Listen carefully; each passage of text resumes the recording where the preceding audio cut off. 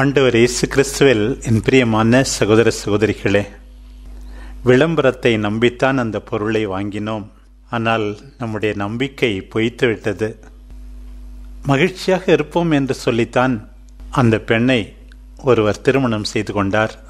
ஆனால் ஏமாந்து போய்விட்டது போல தோன்றுகிறது. காலப்போக்கில் பிள்ளைகள் நன்றியோடு இருப்பார்கள், பத்திரமாக பார்த்து கொள்வார்கள் என்றுதான் ஆளாக்கினோம், படிக்க வைத்தோம், எல்லாம் செய்தோம்.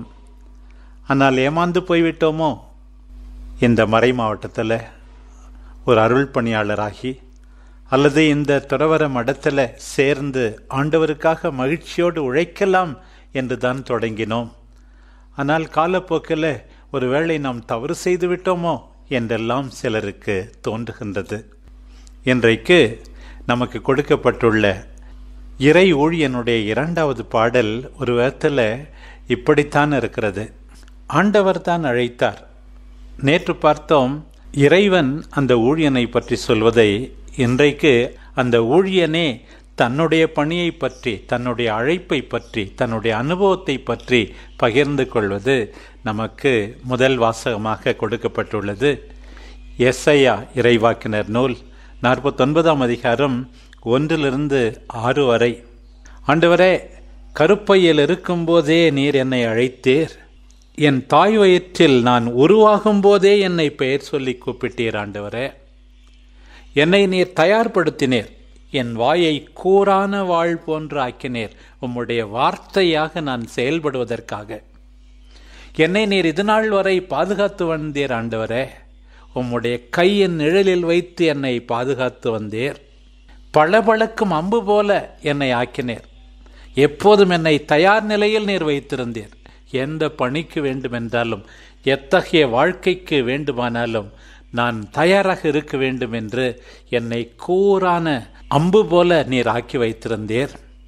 உம்முடைய அம்பரா தூணியில் என்னை மறைத்து வைத்திருந்தீர். உமக்கு தெரியும் நான் எப்போது எங்கே அனுப்பப்பட வேண்டும் என்று, என்ன வேலை செய்ய வேண்டும் என்று. இப்படியெல்லாம் என்னை தயாரித்த ஆண்டவரே, காத்திருந்தேன். குறித்த நேரத்தில், நீர் நினைக்கின்ற நேரத்தில் ஒரு பணியை நான் செய்தேன், ஒரு வாழ்வை நான் தொடங்கினேன். ஆனால் இப்போது ஏமாற்றம், விரக்தி. அந்த ஊழியனுடைய வார்த்தைகளை கேளுங்கள். வீணாக நான் உழைத்தேன், வெறுமையாகவும் பயனின்றியும் என் ஆற்றலை செலவழித்தேன். இப்படித்தான் நம்முடைய இந்த உலக வாழ்க்கையில், நம்பிக்கை வாழ்க்கையில் பல நேரங்களிலே நாம் உணர்கிறோம். வீணாக உழைத்து விட்டோமோ, வெறுமையாகவும் பயனின்றியும் உழைத்து விட்டோமோ, நம்முடைய முடிவிலே தவறு செய்து விட்டோமோ. நம்பிக்கை இல்லாமல் வாழ்க்கை இல்லைதான். ஆனால் இந்த சூழ்நிலைகளிலே கூட நாம் ஆண்டவரை பற்றி கொண்டிருக்க வேண்டும். இறுதியாக நாம் நினைத்து பார்க்க வேண்டியது, ஆண்டவரே, அந்த ஊழியனுடைய அடுத்து வருகின்ற வாக்கியங்கள்தான். எனக்குரிய நீதி ஆண்டவரிடம் உள்ளது, என் பணிக்கான பரிசு கடவுளிடம் உள்ளது.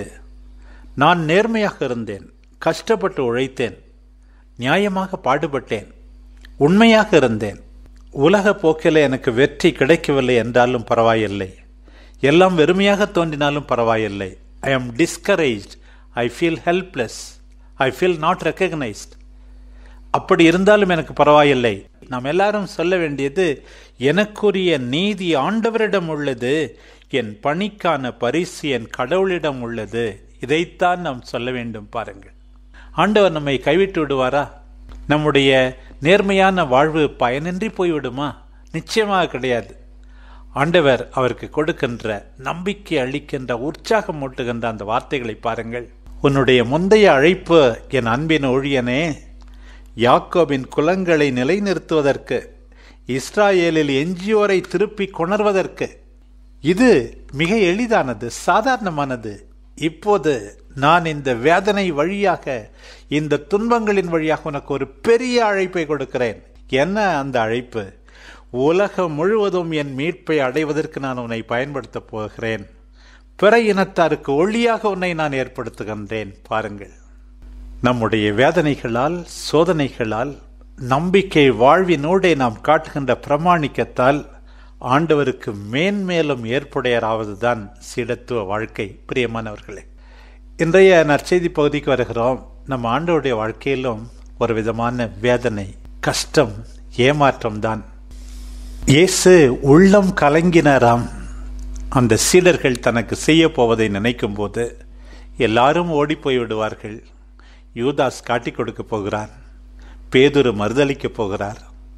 ஆண்டவருக்கே ஒரு விதமான அவமானம். 3 ஆண்டு கால பணி வீணாக போய்விட்டதோ? இவர்கள் என்னோடு இருந்தார்கள், நான் பேசியதை கேட்டார்கள், நான் செய்த அருஞ்செயல்களை கண்டார்கள்.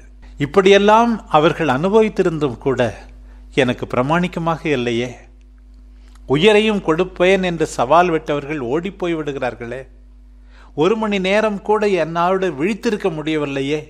ஒரு பக்கம் சீடர்கள் இப்படி என்றால் தந்தை கூட மௌனமாக இருப்பது போல தோன்றுகிறதே. என் கடவுளே, என் கடவுளே, ஏன் என்னை கைவிட்டேன் என்று நான் கதற நேருகின்றதே. இதற்கு அர்த்தம் என்ன என்று ஆண்டவர் நினைக்கின்ற சூழ்நிலையில தந்தையினுடைய உந்துதல், ஆறுதல் அவருக்கு வருகிறது. தந்தையை காண்கிறார். யூதாஸ் அவரை விட்டு வெளியே சென்ற பிறகு தந்தையை காண்கிறார். அவருக்கு அளிக்கப்படுகின்ற அந்த காட்சியை பார்க்கிறோம் இன்றைய நற்செய்தி வாசகத்தில். இப்போது மானிட மகன் மாட்சி பெற்றுள்ளார், அவர் வழியாக கடவுளும் மாட்சி பெற்றுள்ளார். கடவுள் அவர் வழியாக மாட்சி பெற்றாரானால் கடவுளும் தம் வழியாய் அவரை மாட்சிப்படுத்துவார், அதையும் உடனே செய்வார். அவமானங்கள், வேதனைகள், அதுவும் நீதிக்காக உண்மைக்காக நாம் ஏற்றுக்கொள்ளுகின்ற வேதனைகள், நாம் நேர்மையாக இருக்கும் போதும் கூட மற்றவர்களால் நம் மீது சுமத்தப்படுகின்ற பழி பாவங்கள், இவை அனைத்திற்கும் ஆண்டவர் உரிய கைமாறு அளிப்பார். மகனை மகிமைப்படுத்திய தந்தையாகிய கடவுள் அவருடைய மற்ற உடன்பிறப்புகள் அத்தனை பேரையும் நிச்சயமாக உயர்த்துவார் என்பதில் சந்தேகமே இல்லை. நாம் செய்ய வேண்டியதெல்லாம் துன்புறும் ஊழியனை பார்ப்போம், ஆண்டவர் இயேசுவை உற்று பார்ப்போம். அவருடைய பிராமாணிக்கம், விடாமுயற்சி, தந்தையினுடைய விருப்பத்தை நிறைவேற்றுவதில் இருந்த அந்த பற்று நம் எல்லாருக்கும் இந்த நாட்களில் அதிகமாக கிடைக்க வேண்டும் என்று மன்றாடுவோம். திருப்பாடல் ஆசிரியரோடு சேர்ந்து நாமும் ஜெபிப்போம். நிச்சயமாக அவரோடு இணைந்திருந்தால் இந்த அவமானங்கள், வேதனைகள், ஏமாற்றங்கள், இவை அனைத்தின் வழியாக ஆண்டவர் நம்மை பயன்படுத்துவார். எல்லாம் துன்பகரமாக தோன்றுகிறது, நம்பிக்கை இல்லாது போல இருக்கின்றது. இருந்தாலும் உனக்கு எதிர்காலம் உண்டு. உன்னுடைய இந்த அனுபவத்தின் வழியாக, துயரமான இக்கட்டான இந்த சூழ்நிலையின் வழியாக நான் உன்னை உயர்த்தப் போகிறேன் என்று சொல்லுகின்ற ஆண்டவரின் குரலை நாம் கேட்போம். நாம் செய்ய வேண்டியதெல்லாம் ஆண்டவரில் மீண்டுமாக நம்முடைய நம்பிக்கையை அறிக்கையிடுவது. என் தலைவரே, நீரே என் நம்பிக்கை. ஆண்டவரே, இளமை முதல் நீரே என் நம்பிக்கை. பிறப்பிலிருந்து நான் உம்மையே சார்ந்துள்ளேன். உம்மையே நான் எப்போதும் புகழ்ந்து போற்றுவேன். என் இளமை முதல் எனக்கு நீர் கற்பித்து வந்தீர்.